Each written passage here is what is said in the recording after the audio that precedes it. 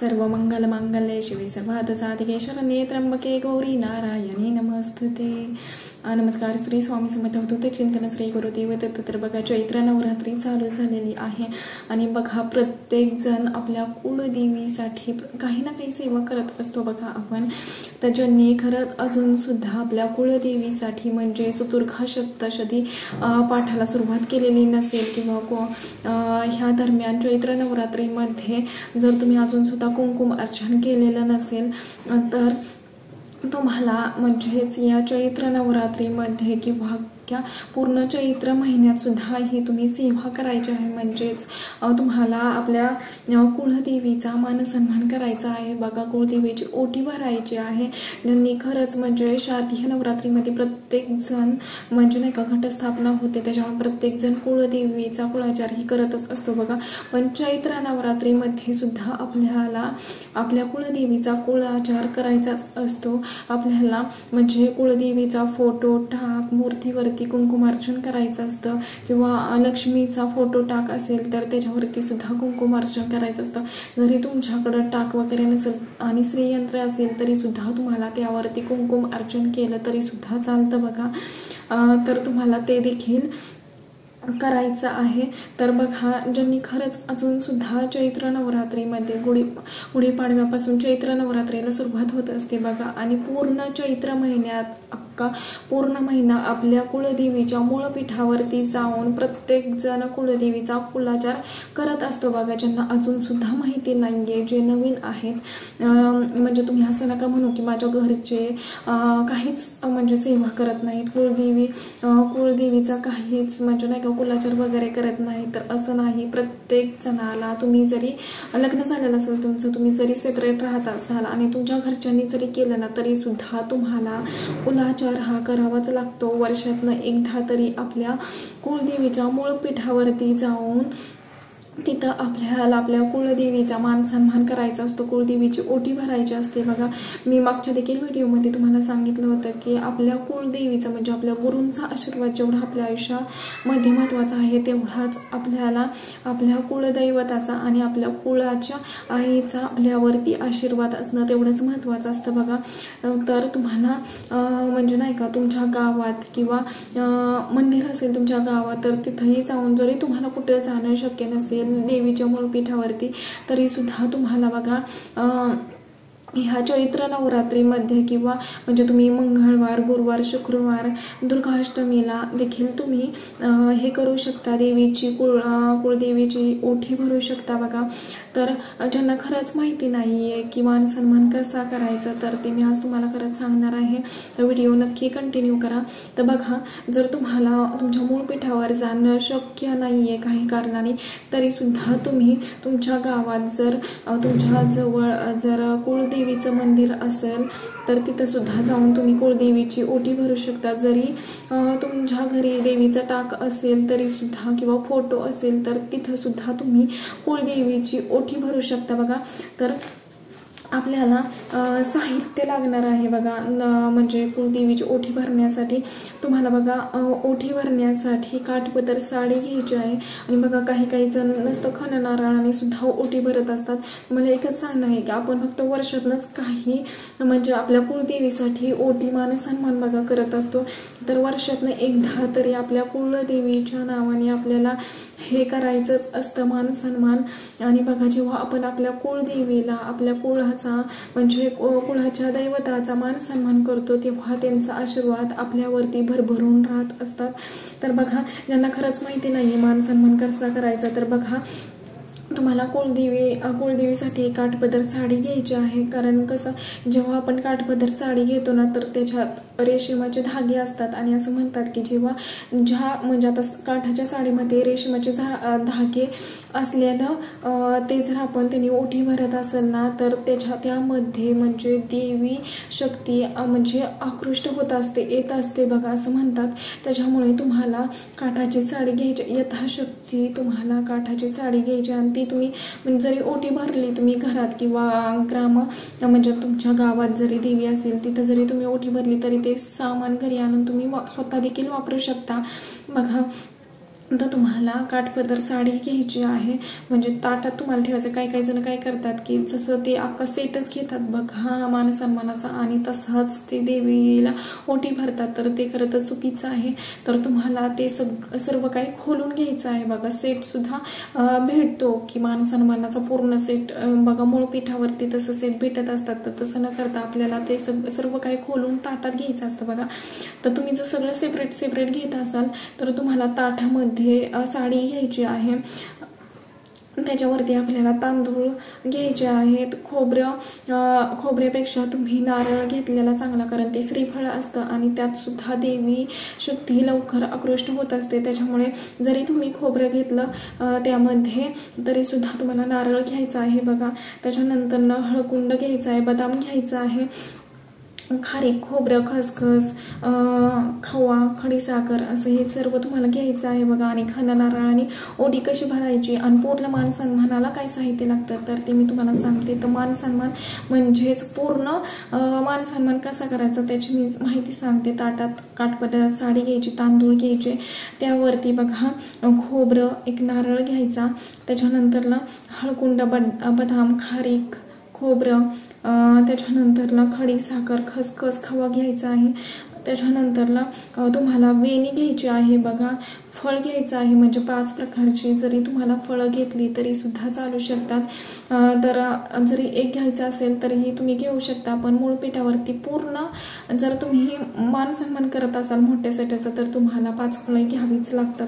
खरं तर तुमची इच्छा आहे की तुम्ही कसा मान सन्मान करताय, तुमच्या सोयीच्छेने सोखुशीने तुम्हाला ते करायचं आहे बघा. त्याच्यानंतर दक्षिणा, यथाशक्ती दक्षिणा देखील आपल्याला त्याच्यात ठेवायची आहे. 11 रुपये, 21 रुपये, 51 रुपये, 101 रुपये असं तुमच्या सोयीच्छेने तुम्हाला त्या दक्षिणा त्यामध्ये ठेवायची आहे. आणि हे सर्व एकत्र करून आपल्याला आपल्या कुळदेवीची म्हणजे ते ताट हातात घेऊन आपल्या कुळदेवीला प्रार्थना करायची आहे की आमच्याही घरात सुख समृद्धी येऊ देत, आरोग्य लाभू देत, घरातील प्रत्येक व्यक्ती सुखात समाधानात राहू देत. बघा आता कलियुग चालू आहे. प्रत्येक जण कितीही कमवत असला, कितीही घरात सुखसोयी असल्या तरी सुद्धा घरात कितीही असलं तरी तो माणूस समाधानी नसतो. तर ह्याच गोष्टी जेव्हा आपण काही म्हणजे देवीचं, आपल्या कुळदैवताचं जेव्हा करतो, आपल्या गुरुची सेवा करतो ना, तर त्यापेक्षा समाधान काहीच नसतं बघा. आणि जेव्हा आपण अध्यात्मात असतो ना आणि त्याला जोडून जर आपण काही करत असेल ना तर नक्कीच तुमच्या घरात म्हणजे नाही का सुख सुविधा नसल्या तरी सुद्धा एक समाधान तुमच्यामध्ये राहतं. एवढी शक्ती असते अध्यात्मात. त्याच्यामुळे तुम्हाला हे नक्कीच आपल्या कुळदेवीला प्रार्थना करायची आहे बघा. त्याच्यानंतरला तुम्हाला काय करायचं आहे की कुळदेवीची ओठी भरत असताना म्हणजेच ते ओठीत सामान घालत असताना तुम्हाला 99 मंत्र म्हणायचा आहे. ओम ऐं ह्रीं क्लीं चामुंडाय विचे, ओम ऐं ह्रीं क्लीं चामुंडाय विचे असं तुम्हाला म्हणत कुळदेवीची ओटी भरायची असते. आणि त्याच्यानंतर ती ओटी भरत असताना आपल्याला त्यावरती हळदी कुंकू वाहून घ्यायचं आहे बघा. आणि कुळदेवीचा जय जयकार करायचा आहे. तर बघा उदयोस्तु श्री महाकाली महालक्ष्मी महासरस्वती राजराजेश्वरी आई साहेब, श्री अंबा माता की जय, श्री अंबा माता की जय, श्री अंबा माता की जय असं म्हणत आपल्याला आपल्या कुळदेवीचा जय जयकार करायचा असतो बघा. श्री महाकाली महालक्ष्मी महासरस्वती आणि राजराजेश्वरी ह्या 3.5 शक्तिपीठांचा उल्लेख ह्या नावामध्ये केलेला आहे बघा. त्याच्यामुळे तुमची कुळदेवी कोणतीही असू द्यात तरी सुद्धा तुम्हाला असा जय जयकार करायचा असतो.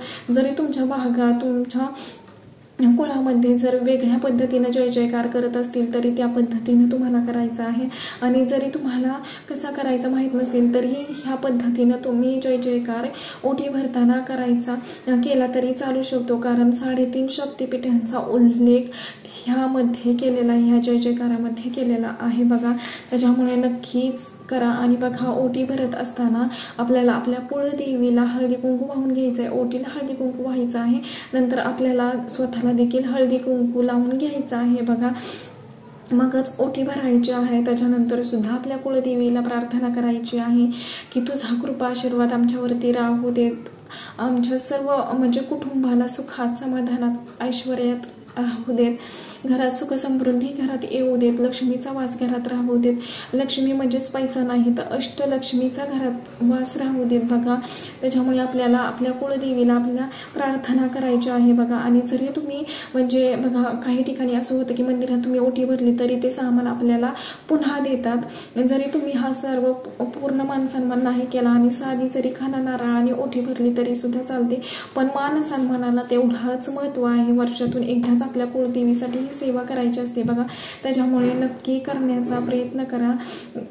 ह्या नवरात्रीत म्हणजे चैत्र महिन्यात जरी तुम्हाला नवरात्रीत काही करणं शक्य नाही झालं तरी सुद्धा तुम्ही पूर्ण म्हणजे चैत्र महिन्यात तुम्ही हे ओटी भरू शकता बघा. जरी म्हणजे चैत्र नवरात्रीमध्ये भरलेली चांगली, पण जरी तुम्हाला काही कारणाने सुतक विठाळ आलेला असेल, मासिक अडचणी आलेल्या असतील तर तुम्ही ह्या चैत्र महिन्यात मंगळवारी, शुक्रवारी, गुरुवारी, पौर्णिमा या दिवशी सुद्धा तुम्ही कुळदेवीची ओटी भरू शकता. मान सन्मान हे करू शकता बघा. काही जण काय करतात की कुळदेवीची ओठीसाठी मणी मंगळसूत्र सोन्याचं घेतात, त्याच्यानंतर जोडवे विदुरे चांदीचे घेतात बघा.